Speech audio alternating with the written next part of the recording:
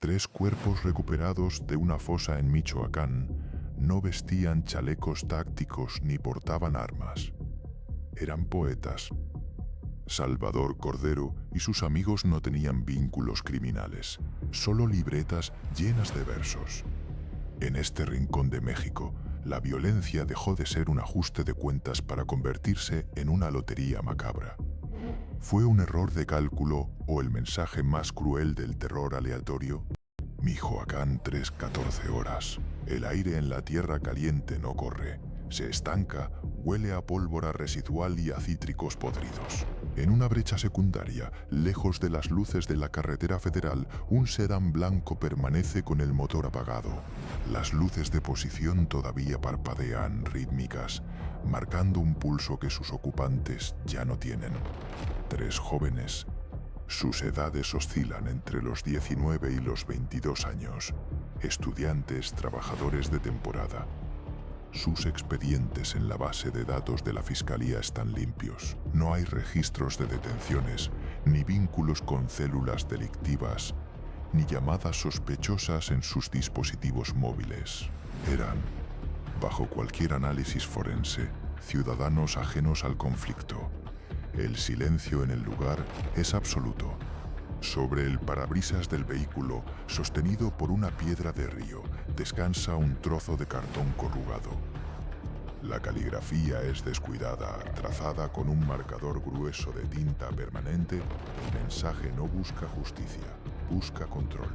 La criminalística de campo revela que no hubo resistencia. Las huellas de neumáticos en el suelo arcilloso sugieren que 2 camionetas les cerraron el paso. Fue un movimiento calculado, frío. Los peritos recolectan 14 casquillos de calibre 7, 6.62 piteis 39 milímetros. La dispersión de los restos metálicos indica que los disparos se efectuaron a corta distancia. Nadie escuchó nada. En esta zona del país, el oído se entrena para ignorar el estruendo. El mensaje dejado sobre el coche es críptico. No menciona nombres, no reclama una deuda de dinero. Es una sentencia gramaticalmente precaria que funciona como una advertencia para el bando contrario. Los 3 jóvenes fueron utilizados como un lienzo de carne y hueso. Sus vidas interrumpidas por la arbitrariedad de una guerra que no les pertenecía. El terror en Michoacán no siempre es selectivo. A veces es estadístico. La policía estatal acordonó el área a las 5:00 horas. El fiscal de turno observa la escena sin sorpresa. La rutina del horror ha erosionado la capacidad de asombro de las autoridades. Se documenta la posición de los cuerpos. Se fotografían las heridas de entrada y salida. Se preserva la nota. El contenido del mensaje sugiere una limpia de la plaza. Sin embargo, las pruebas de dactiloscopía y el rastreo de redes sociales confirman la sospecha inicial. Las víctimas estaban en el lugar equivocado, en el minuto equivocado. Su único error fue transitar por una ruta que el crimen organizado decidió clausurar esa noche. La investigación se archiva bajo la etiqueta de homicidio doloso. Una más, el sol comienza a salir sobre la sierra. La luz revela la magnitud del vacío. Las familias de los jóvenes recibirán la noticia en unas horas. Para el sistema judicial, es un expediente de 400 páginas. Para el pueblo, es una cicatriz que no cerrará. El mensaje del narco ha cumplido su objetivo. El miedo se ha vuelto a instaurar en el asfalto. El caso permanece abierto, pero en estas coordenadas la verdad suele estar enterrada bajo capas de plomo y silencio. La impunidad es el único dato que las estadísticas no logran reducir. La noche termina, pero la atmósfera asfixiante persiste. Mañana el cartón será otro, las víctimas probablemente también. El traslado de los cuerpos al Servicio Médico Forense, SEMEFO, se realiza bajo un operativo discreto, casi mecánico. En las planchas de metal, la frialdad del protocolo forense despoja a las víctimas de su identidad para convertirlas en números de oficio. Los peritos confirman lo que la escena sugería: disparos de alta energía con trayectoria de arriba hacia abajo, lo que indica que los atacantes dispararon desde una posición elevada o mientras las víctimas aún estaban sentadas, atrapadas en el habitáculo del vehículo. Mientras los médicos legistas realizan las necropsias a las afueras de la Fiscalía Regional, comienza el otro proceso, el de la desolación. Las familias llegan a cuentagotas, convocadas por llamadas telefónicas que nunca dan detalles, solo direcciones. El reconocimiento de los cuerpos es un trámite que se cumple entre sollozos contenidos y el zumbido constante de los ventiladores de techo. Para los padres de Mateo, el menor de los tres, la realidad se fragmenta al ver las pertenencias recuperadas: una mochila con libros de ingeniería, un cargador de teléfono destrozado y una credencial de estudiante manchada de un rojo denso y seco. La investigación técnica, sin embargo, se topa rápidamente con el muro de la realidad operativa en Michoacán. El análisis de las 14 ojivas recuperadas vincula el arma utilizada con otros 3 eventos delictivos ocurridos en la misma zona durante el último mes. Es la misma firma balística. Sin embargo, no hay rostros. Las cámaras de seguridad de una gasolinera cercana, ubicada a 2 kilómetros del lugar del ataque, presentan fallas técnicas justo en el intervalo de tiempo en que las camionetas de los agresores debieron pasar por ahí. No es una coincidencia, es una constante en las zonas de control territorial. En el pueblo donde vivían los jóvenes, el ambiente se espesa. Las persianas se bajan más temprano de lo habitual. En las esquinas, los halcones, vigilantes al servicio del crimen, observan quién entra y quién sale del velorio. El miedo no termina con los disparos. Se transforma en una vigilancia silenciosa que impide incluso que el duelo sea un acto de libertad. Nadie se atreve a preguntar por el contenido del cartón. El estigma, injusto pero efectivo, comienza a filtrarse en las conversaciones. ¿En qué andarían?, susurran algunos, repitiendo la narrativa que el crimen organizado implanta para justificar la carnicería y que la sociedad adopta como un mecanismo de defensa psicológico. Mientras tanto, en la mesa de trabajo del Ministerio Público, el expediente acumula hojas de ruta, oficios de petición de informes que nadie responde y declaraciones de testigos que aseguran haber estado dormidos. La unidad de inteligencia financiera rastrea las cuentas de los jóvenes solo para confirmar la precariedad de sus saldos, ahorros de trabajos de verano, depósitos de remesas familiares. Nada que justifique una ejecución. El fiscal asignado al caso sabe que la limpia mencionada en el mensaje es un eufemismo para la expansión territorial. Los jóvenes no eran el objetivo, eran el mensaje enviado a un grupo rival para demostrar que esa carretera, ese tramo de asfalto que conecta la sierra con la costa, tiene un nuevo dueño. La luz de la tarde cae sobre la oficina de la fiscalía, donde los retratos de los 3 estudiantes descansan sobre un escritorio lleno de carpetas similares. El sistema se prepara para procesar el siguiente turno. La investigación entra en esa fase de letargo administrativo donde las pruebas se archivan y las promesas de justicia se diluyen en la burocracia de un Estado que a menudo parece haber cedido el monopolio de la fuerza. Aún faltan las declaraciones de los pocos que se atrevieron a ver por la ventana aquella noche y el rastro de una de las camionetas que fue vista, horas después, abandonada en una brecha a kilómetros de distancia. El rompecabezas está incompleto y las piezas que faltan son las más peligrosas de encontrar. 3 días después del hallazgo de los cuerpos, una llamada anónima al 911, realizada desde una cabina pública para evitar el rastreo de señal, ubica la camioneta mencionada por los escasos testigos. Se encuentra en una brecha de terracería que serpentea hacia la parte alta de la sierra, a unos 40 minutos del lugar de la ejecución. Es una pick-up de modelo reciente, sin placas, cuyo color original ha sido devorado por las llamas. El equipo de peritos llega al sitio escoltado por 2 unidades de la Guardia Nacional. El protocolo es rígido: pero la atmósfera es de una urgencia contenida. Al inspeccionar el vehículo calcinado, la técnica forense revela que el incendio fue provocado con acelerantes químicos para borrar cualquier rastro biológico, huellas dactilares, cabellos o restos de epitelio que pudieran identificar a los ocupantes. Sin embargo, el fuego no fue capaz de consumirlo todo. En la batea, bajo una capa de ceniza y metal retorcido, los investigadores recuperan un casquillo percutido calibre 223 y una prenda de ropa camuflada que, por un error en la combustión, quedó parcialmente intacta. Esta prenda no es solo un residuo textil. Lleva cosida una insignia rudimentaria, un parche que identifica a una de las células operativas que se disputan el control del trasiego de precursores químicos en la región. El hallazgo vincula directamente la muerte de los estudiantes con la estructura jerárquica de un cartel que, hasta ese momento, la narrativa oficial evitaba mencionar por su nombre. Mientras tanto, en el anonimato de las calles del pueblo, la resistencia al silencio comienza a manifestarse de forma mínima, casi imperceptible. Una vecina, protegida por la sombra de su zaguán, relata a los investigadores, bajo condición de estricto anonimato, que esa noche no solo se escucharon las ráfagas.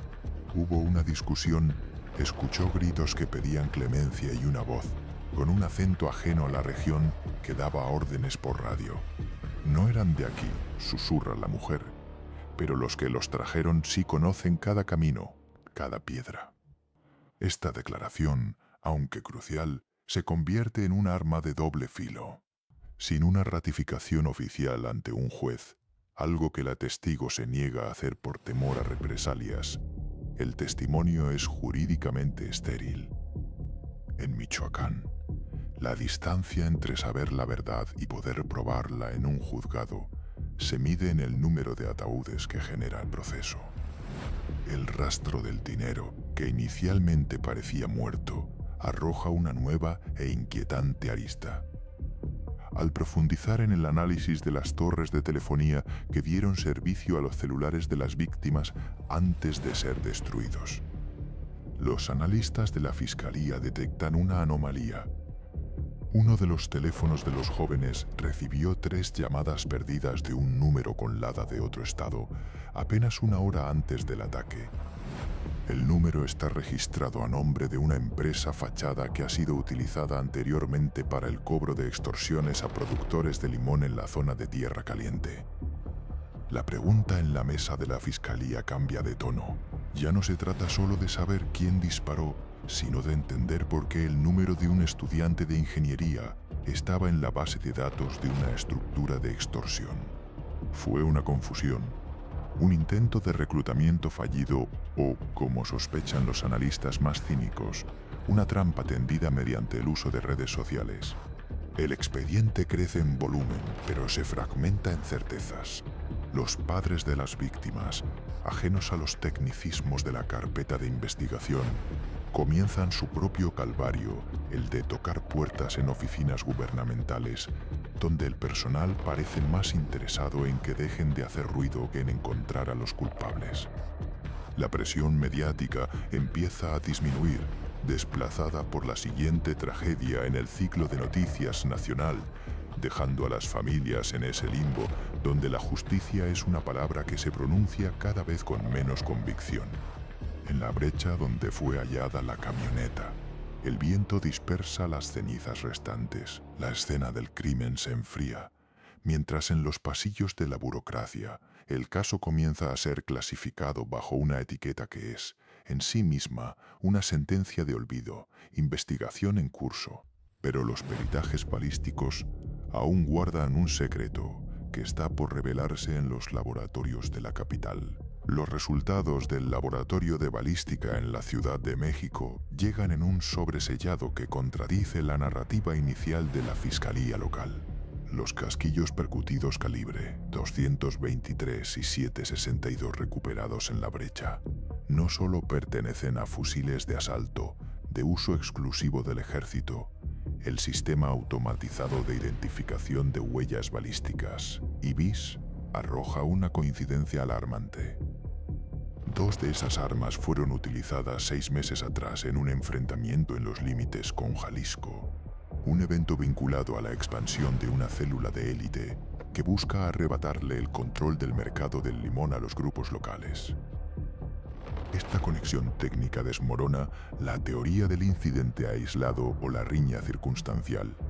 Sitúa la ejecución de los estudiantes en el centro de una guerra de posiciones. Sin embargo, en el expediente, este hallazgo se anota con una frialdad administrativa que parece diseñada para no generar olas. Mientras la ciencia habla, la voluntad política calla. En la capital del estado, los analistas de inteligencia digital logran finalmente abrir una brecha en el historial del teléfono que recibió las llamadas de la empresa fachada. No hubo una conversación directa, pero el rastro de datos revela algo más insidioso. Una semana antes del crimen, el estudiante de ingeniería había interactuado con un perfil falso en una red social que ofrecía empleos temporales de alta remuneración para realizar levantamientos topográficos en la zona rural. Una oferta de trabajo que, a ojos de cualquier joven necesitado de ingresos para sus estudios, parecía una oportunidad legítima, pero que en el código del crimen organizado es conocida como el gancho. La fiscalía, sin embargo, utiliza esta información de manera perversa. En las filtraciones a la prensa local, comienza a circular una versión distorsionada. Se sugiere que los jóvenes andaban buscando trabajo con la gente equivocada, una táctica recurrente para criminalizar a las víctimas y suavizar la responsabilidad del Estado en su protección. Mientras tanto, en la zona del ataque, el silencio se vuelve más denso. Los investigadores de campo que intentan rastrear la ruta de escape de las camionetas mencionadas por la testigo se encuentran con un obstáculo recurrente.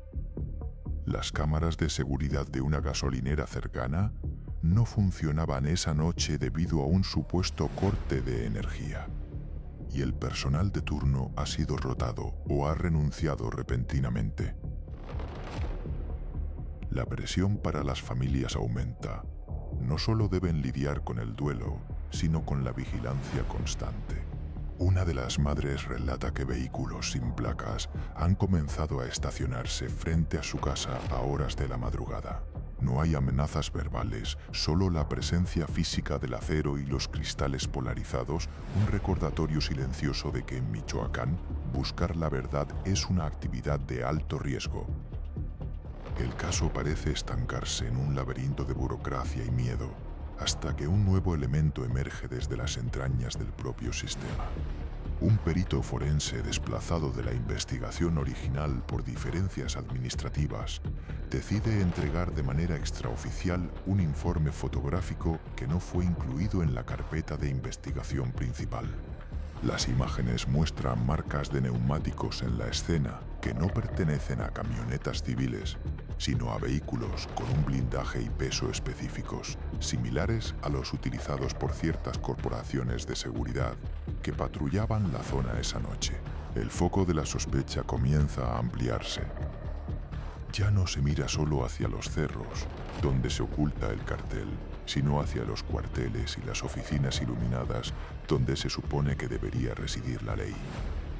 El rompecabezas de la noche de la ejecución empieza a mostrar piezas que no encajan en el discurso oficial y el acento ajeno mencionado por la testigo del zaguán cobra un nuevo y más oscuro significado.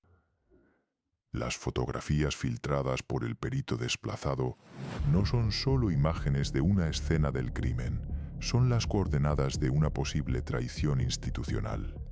Al ampliar las tomas de las huellas de rodamiento, expertos independientes en balística y logística militar consultados bajo anonimato identifican un patrón específico: el dibujo de los neumáticos Michelin GCTL, un estándar en vehículos tácticos de alto tonelaje. No son las marcas que dejaría una camioneta monstruo de fabricación artesanal comunes en el arsenal del cártel, sino las de unidades con una distribución de peso simétrica y un blindaje de fábrica que solo el Estado o empresas de seguridad con permisos federales pueden adquirir. Este hallazgo arroja una luz gélida sobre el testimonio de la mujer del zaguán. Cuando ella mencionó un acento ajeno, la fiscalía lo interpretó como la presencia de sicarios de estados vecinos como Jalisco o Guerrero. Sin embargo, para los colectivos de búsqueda que han aprendido a distinguir los matices del conflicto, ese acento, descrito como golpeado, seco y con modismos del centro del país, coincide más con el habla de los destacamentos de fuerzas federales, que son rotados periódicamente para evitar, irónicamente, su colusión con los grupos locales. La investigación paralela alimentada por la filtración se traslada ahora a los registros de despliegue. Se descubre que, la noche de la desaparición, no hubo reportes de enfrentamientos en el sector, pero los bitácoras de geolocalización de las patrullas estatales y federales presentan zonas de sombra. Periodos de 30 a 45 minutos donde el GPS de varias unidades se mantuvo estático o fue desactivado cerca del perímetro, donde el estudiante de ingeniería fue visto por última vez. Mientras la evidencia técnica se acumula, la respuesta del aparato gubernamental es el repliegue y la descalificación. El fiscal estatal, en una conferencia de prensa convocada a última hora, desestima el informe fotográfico calificándolo de material contaminado y advierte que la difusión de documentos de una carpeta de investigación abierta constituye un delito grave. La narrativa oficial se aferra a la teoría del gancho laboral, intentando cerrar el caso como un evento aislado de reclutamiento forzado por parte del crimen organizado, ignorando sistemáticamente la presencia de vehículos oficiales en la zona. Pero el miedo no ha logrado paralizarlo todo. En un acto de desesperación y valentía, las familias logran contactar a un exoperador de la central de emergencias que fue despedido semanas después del ataque.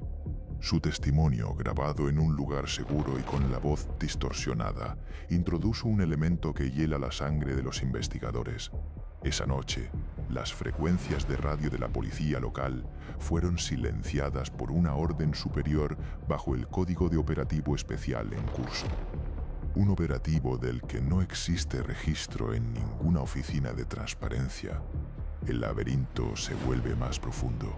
Ya no se trata solo de encontrar un cuerpo o identificar a un tirador. Se trata de entender quién dio la orden de limpiar el camino para que las camionetas de alto tonelaje pudieran transitar sin ser molestadas. El foco se desplaza de la brecha de tierra a las oficinas de mando, donde los nombres en los organigramas comienzan a repetirse en otros casos de desaparición forzada en la región. El acento ajeno ya no es una pista vaga, es la marca de una estructura que opera en las sombras de la legalidad. El silencio en las frecuencias de radio no fue una anomalía técnica, sino una instrucción táctica. Según el testimonio del exoperador, la orden de silencio total se emitió bajo un protocolo que, en teoría, solo se activa en situaciones de seguridad nacional o persecuciones de alto impacto. Sin embargo, los registros de la Cruz Roja y de los servicios de bomberos de esa noche no reportan ninguna solicitud de apoyo ni alertas de fuego cruzado.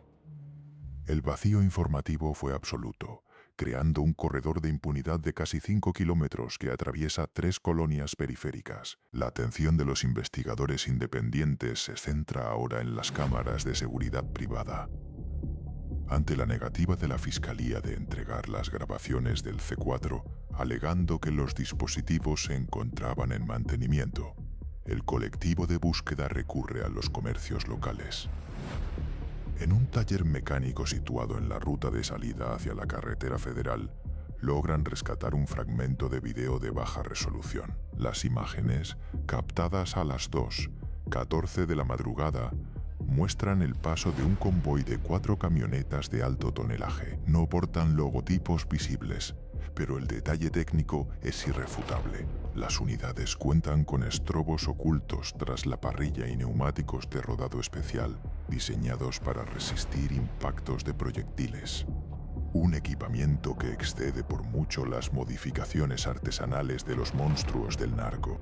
Al analizar el video, un perito en balística y logística militar consultado bajo estricto anonimato, identifica un patrón de desplazamiento conocido como formación en diamante. Es una maniobra de custodia de alto nivel utilizada para proteger un objetivo central o asegurar que el vehículo que transporta la carga no sea interceptado. Esta precisión quirúrgica en el manejo de los vehículos refuerza la teoría del acento ajeno. Quienes conducían no eran reclutas improvisados, sino personal con adiestramiento táctico avanzado. La presión sobre las familias aumenta. Tras la filtración del testimonio del operador, dos de las madres que encabezan el colectivo denuncian la presencia de vehículos sin placas estacionados frente a sus domicilios durante la noche. No hay intentos de detención, solo vigilancia ostensible. Es una táctica de manual, la intimidación por presencia. El mensaje es claro, el Estado sabe quién está preguntando y desde dónde. Mientras tanto, el rastro del estudiante de ingeniería se bifurca en la burocracia. Un análisis de las celdas de telefonía, obtenido mediante un recurso de amparo, revela que el teléfono de la víctima emitió una última señal 3 horas después de su desaparición. El punto de conexión no fue una casa de seguridad en la sierra, sino una antena cuya cobertura abarca un cuartel militar y un centro de detención administrativa a las afueras de la ciudad. Este dato fragmenta la narrativa de la Fiscalía. Si el joven fue víctima de un reclutamiento forzado por parte de un cártel, ¿por qué su dispositivo se mantuvo activo en el perímetro de una instalación oficial? La respuesta oficial no tarda en llegar. El fiscal emite un comunicado alegando que la señal detectada es un rebote técnico producto de la saturación de las líneas y que no constituye una prueba vinculante. Sin embargo, para los abogados de las víctimas, el rebote es la pieza que faltaba para solicitar la intervención de organismos internacionales. El caso ha dejado de ser una desaparición entre particulares para transformarse, formalmente, en una investigación por desaparición forzada. Cada expediente cerrado es un recordatorio de nuestra fragilidad. Únete a la investigación. Memento Mori.